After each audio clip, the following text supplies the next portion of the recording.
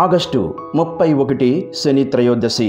కుక్క కనిపిస్తే ఈ మాట అనండి చాలు, శనిదేవుడే మీ ఇంటికి కోట్లు పంపిస్తాడు. ఆగస్టు 31 శని త్రయోదశి పరమ పవిత్రమైనది. శ్రావణ మాసంలో శని త్రయోదశి రావడం చాలా అరుదు. ఇలా శ్రావణ మాసంలో శని త్రయోదశి కలిసి వస్తే దానిని ఒక గొప్ప పర్వదినంగా భావిస్తారు. అయితే ఎంతో పవిత్రమైన ఈ శని త్రయోదశి రోజున ఏ సమయంలో అయినా సరే మీకు కుక్క కనిపిస్తే ఈ మాట అనండి చాలు, శనిదేవుడే మీ ఇంటికి కోట్లు పంపిస్తాడు, ఐశ్వర్యాలను ఇస్తాడు. ఆ రోజు కుక్క కనిపిస్తే ఇలా చేయటం వలన మీకు ఉన్న కష్టాలు, బాధలు, సమస్యలు పోతాయి. మీరు అపర కుబేరులుగా మారిపోతారు, సకల ఐశ్వర్యాలను పొందుతారు అని వేద పండితులు చెబుతున్నారు. మరి శని త్రయోదశి రోజు కుక్క కనిపిస్తే ఏం చెయ్యాలి అనే విషయాన్ని ఇప్పుడు ఈ వీడియోలో మనం వివరంగా తెలుసుకుందాం. అలాగే ఈ వీడియో చూసే ముందు ఓం శనీశ్వరాయ నమః అని ఒక చిన్న కామెంట్ చేయండి. శని త్రయోదశి అంటే శనివారం రోజు త్రయోదశి తిథి ఉన్న రోజున శని త్రయోదశి అంటారు. శని జన్మించిన తిథి కూడా త్రయోదశి, అందుకనే శని త్రయోదశికి అంతటి విశిష్టత ఏర్పడింది. శ్రీ మహావిష్ణువుకు ప్రీతిపాత్రమైన రోజు, అలాగే త్రయోదశి పరమేశ్వరునికి ఇష్టమైన దినం. అందుకనే త్రయోదశి శనివారం నాడు వస్తే శివకేశవులకు అత్యంత ప్రీతిపాత్రమైన రోజు అని పండితులు చెబుతున్నారు. శని త్రయోదశి రోజున సూర్యోదయానికి ముందే స్నానం చేసి నువ్వుల నూనెతో శనికి అభిషేకం చెయ్యాలి. సూర్యోదయం నుండి 1 గంట పాటు రుద్రాభిషేకం చేస్తే మంచి ఫలితాలు అనేవి వస్తాయి. ఉదయం వీలు కాని వారు సాయంకాలం సూర్యాస్తమయం సమయంలో అనగా 5:30 నుండి 6:30 నిమిషాల మధ్యలో చెయ్యాలి. శనిదేవుడు అంటే చాలామంది భయపడిపోతూ ఉంటారు. వాస్తవానికి శనిదేవుడు చాలా మంచివాడు. అమ్మా నాన్నల ప్రేమను శనిదేవుడు చూపిస్తాడు. శని భగవానుడు అంటే నీతి, న్యాయము, ధర్మబద్ధతకు కట్టుబడి ఉంటాడు. గోచార రీత్యా శనిదేవుని ప్రభావం ఉన్నవారు ఆయనను భక్తితో కొలిచి ధర్మబద్ధంగా జీవిస్తే వారికి ఎలాంటి కీడు చేయకుండా కాపాడుతాడు. నిజానికి శని భగవానుణ్ణి మనసారా పూజించి ఆరాధించే భక్తులను కష్టాల నుంచి గట్టెక్కించే కరుణామూర్తి. ఇక ఎంతో ఇష్టమైన ఈ శని త్రయోదశి ప్రత్యేకమైన రోజున ఈ చెట్టును తాకితే చాలు, 1 గంటలో మీ ఒంట్లోని నెగిటివ్ ఎనర్జీ అంతా కూడా పోయి రాజయోగం పడుతుందని పెద్దలు చెబుతున్నారు. మరి ఆ చెట్టు ఏమిటి అంటే రావి చెట్టు. శని త్రయోదశి రోజు మీకు దగ్గరలో రావి చెట్టు ఎక్కడ ఉంటే అక్కడకు వెళ్ళి ఆ చెట్టును తాకితే చాలు, శని అనుగ్రహంతో అష్టైశ్వర్యాలు సిద్ధిస్తాయి. ఈరోజు మీకు ఎక్కడ రావి చెట్టు కనిపించినా ఆ చెట్టుకు నీళ్లు పోసి తరువాత చెట్టుకు నమస్కారం చేసుకొని 21 సార్లు ఆ చెట్టును తాకండి. అలా తాకేటప్పుడు మీ కోరికలు చెప్పుకోండి. ఇలా రావి చెట్టును తాకిన తర్వాత కాసేపు ఆ చెట్టు కింద కూర్చోండి. అంటే ఒక 5 నిమిషాలు అలా ప్రశాంతంగా చెట్టు కింద కూర్చోండి. ఆ తర్వాత ఇంటికి వెళ్ళండి. ఇదంతా చెయ్యలేకపోతే కనీసం రావి చెట్టును 21 సార్లు తాకండి చాలు. ఈరోజు రావి చెట్టును తాకితే శని దోషాలు పోతాయి. ఆ రావి చెట్టులోని అద్భుత శక్తులు మీలోనికి ప్రవేశిస్తాయి. ఒంట్లోని రోగాలు, నెగిటివ్ ఎనర్జీ అంతా కూడా పోతుంది. మీ శరీరంలోని అలసట, నీరసము పోతాయి. 1 గంటలోనే మీ ఒంట్లోని చెడు శక్తులన్నీ కూడా పోతాయి. మంచి పాజిటివ్ ఎనర్జీ వస్తుంది. మీ కష్టాలు, బాధలు పోయి రాజయోగం పడుతుంది. అత్యుత్తమ ఔషధ గుణాలు ఉన్న చెట్లలో రావి చెట్టు ఒకటి. రావి చెట్టు దగ్గర కాస్త సమయం గడిపితే ఒంట్లోని నెగిటివ్ ఎనర్జీ అంతా పోతుంది. అందుకే దేవాలయాలలో రావి చెట్టును పెడుతూ ఉంటారు. హిందూ సాంప్రదాయాలలో రావి చెట్టుకు ఎంతో ప్రాముఖ్యత ఉంది. చెట్లను పూజించడం మన హిందూ సాంప్రదాయాలలో ఒకటి. కొడుకును కనడం కన్నా బాటలో మహావృక్షాలను నాటడం వల్ల పుణ్యం అని భవిష్యత్తు పురాణం చెబుతుంది. అన్ని వృక్షాలలోకెల్లా రావి చెట్టు పరమ పవిత్రమైనదని శ్రీమద్ భాగవతంలో శ్రీకృష్ణ భగవానుడు చెప్పాడు. రావి చెట్టును విష్ణు నివాసంగా పరిగణిస్తారు. అశ్వత్థ వృక్షంగా ప్రసిద్ధికెక్కిన ఈ రావి చెట్టు కింద పరమ భక్తులు అయిన హిందువులు తమ ప్రాణాలను సైతం వదిలిపెట్టడానికి ఇష్టపడుతూ ఉంటారు. రావి చెట్టు వేర్లలో మహాశివుడు, చెట్టు కాండంలో కొమ్మల్లో నారాయణుడు, ఆకులలో హరి, చెట్టు కాయలలో సకల దేవతలు మరియు గురువు కొలువై ఉంటారు. సాక్షాత్తు విష్ణుమూర్తి ప్రతిరూపం రావి చెట్టు అని విశ్వసిస్తూ ఉంటారు.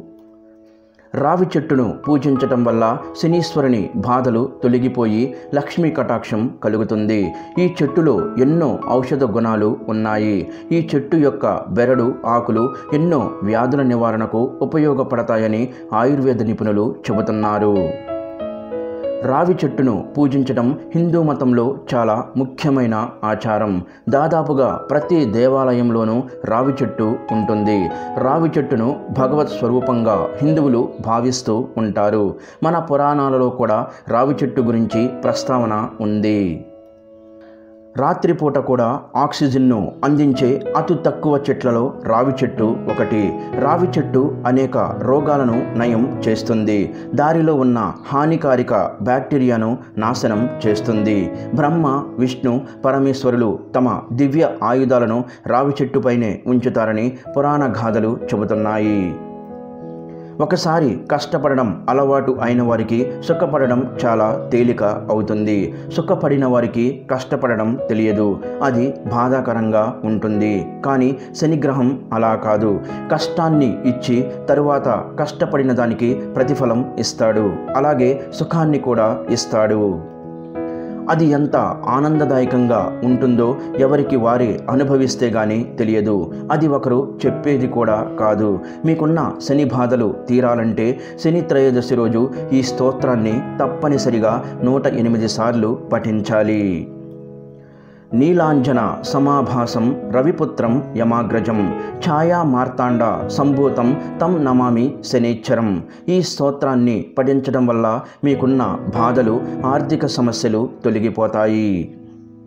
శని త్రయోదశి రోజున శని భగవానుడికి చేసే పూజ పునస్కారాలు, దాన ధర్మాలు మామూలు సమయంలో చేసే వాటికంటే అధిక శుభ ఫలితాలను ఇస్తాయి. అలాగే ఈ సమయంలో చేసే పాపాలు కూడా అధిక చెడు ఫలితాలను ఇస్తాయి. జాతకరీత్యా శని దశ బాగా లేనివారు, అంతర్దశలు జరుగుతున్నవారు, ఏలినాటి శని, అష్టమ శని, అర్ధాష్టమ శని వలన ఎవరైతే పీడింపబడుతున్నారో అటువంటి వారందరూ కూడా ఈరోజు శని పరిహారాలు అంటే నువ్వుల నూనెతో శనికి అభిషేకం చేయడం, ఉపవాసం ఉండడం, రావి చెట్టుకు ప్రదక్షిణలు చేసి ఆవరణలో దీపం పెట్టడం, కాకికి అన్నం పెట్టడం, నల్ల కుక్కకు అన్నం పెట్టడం, నల్లని గొడుగు, నల్లని వస్త్రాలు, నల్ల నువ్వులు, తోలు వస్త్రాలు, నవధాన్యాలు, ఇనుము, నువ్వుల నూనె దానం చేయడం వలన మీకు మంచి ఫలితాలు అనేవి వస్తాయి. ఈ విధంగా శనిని పూజించి ఆరాధిస్తే బద్ధకము, చెడు ఆలోచనలు, రోగాలు, అపమృత్యు దోషము, దారిద్ర్యము తొలగుతాయి. అలాగే వృత్తిపరమైన సమస్యలు, వివాహంలో ఆటంకాలు, శత్రుభయము, కోర్టు సమస్యలతో ఉన్నవారి సమస్యలు కూడా తొలగుతాయి.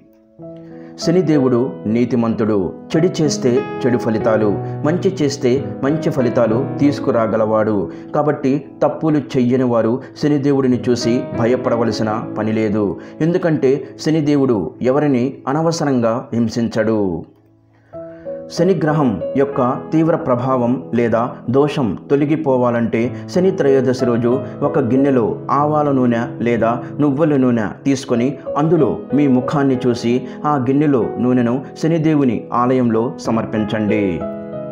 శనిదేవునికి నువ్వుల నూనెతో పాటు ఆవ నూనె అంటే కూడా చాలా ఇష్టం. కాబట్టి ఇలా చేయటం వల్ల శనిదేవుడు సంతోషిస్తాడని పండితులు చెబుతున్నారు. ఎంతో పవిత్రమైన మరియు శనిదేవుడికి ఎంతో ఇష్టమైన ఈ శని త్రయోదశి రోజున కుక్క కనిపిస్తే ఈ మాట అనండి చాలు.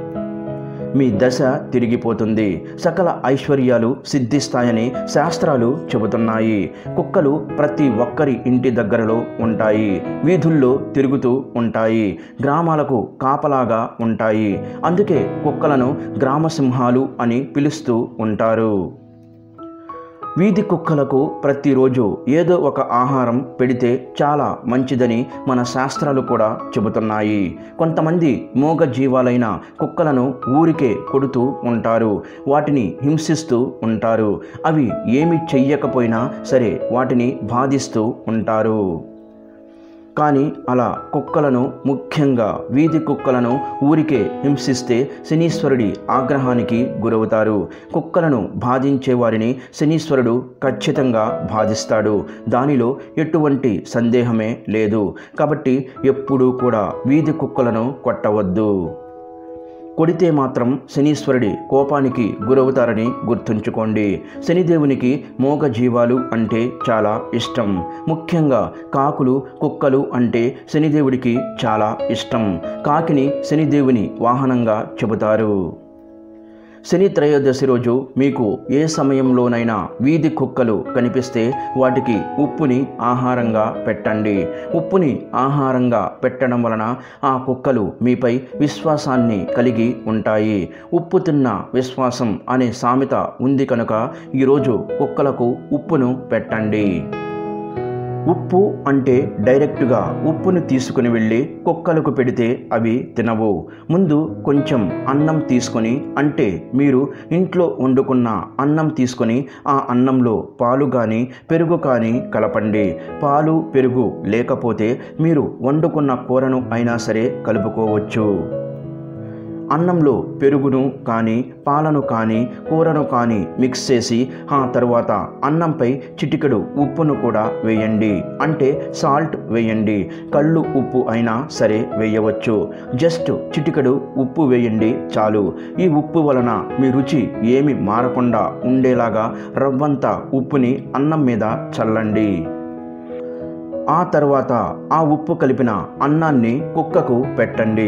మీకు ఏ సమయంలోనైనా కుక్క కనిపించినా ఆ కుక్కను దగ్గరకు పిలిచి ఈ ఉప్పు కలిపిన అన్నాన్ని తినిపించండి. ఒక కుక్క కనిపిస్తే ఆ ఒక్క కుక్కకి పెట్టండి. లేదా 2-3 కుక్కలు వస్తే వాటన్నింటికి కూడా కలిపి ఈ అన్నాన్ని పెట్టండి. మీరు పెట్టిన ఆహారాన్ని నల్ల కుక్క తింటే ఇంకా చాలా మంచిది. ఇలా మీరు పెట్టిన అన్నాన్ని కుక్కలు తింటున్న సమయంలో ఓం శ్రీం శనేశ్వరాయ నమః అనే మంత్రాన్ని 3 సార్లు పలకండి. కుక్కలు అంటే శనిదేవునికి ఎంతో ఇష్టం. ఈరోజు కుక్కలకు ఆహారం పెట్టి ఈ మంత్రాన్ని పఠిస్తే శనీశ్వరుడు మిమ్మల్ని తప్పక అనుగ్రహిస్తాడు. అలాగే శని దోషాలు పోతాయి, మీకున్న కష్టాలు బాధలు తొలగిపోతాయి. అలాగే మీకు ఎంతో పుణ్యం వస్తుంది, మీ దశ మారిపోతుంది. శనీశ్వరుడి అనుగ్రహంతో మీకు సకల ఐశ్వర్యాలు సిద్ధిస్తాయి. కనుక ఈ శని త్రయోదశి రోజు కుక్క కనిపిస్తే అందరూ మేము చెప్పిన విధంగా చేసి మంచి శుభ ఫలితాలను పొందండి. ఈ వీడియో గనక మీకు నచ్చినట్లయితే ప్లీజ్ లైక్ చేసి మీ ఫ్రెండ్స్కి షేర్ చేయండి. అలాగే మా కొత్త వీడియోస్ మీకు వెంటనే చేరాలంటే మా ఛానల్ని సబ్స్క్రైబ్ చేసుకొని పక్కనే ఉన్నటువంటి బెల్ ఐకాన్ని ప్రెస్ చేయండి. ధన్యవాదములు. ఈ వీడియోని లైక్ చేసి తర్వాత వీడియోని చూడండి.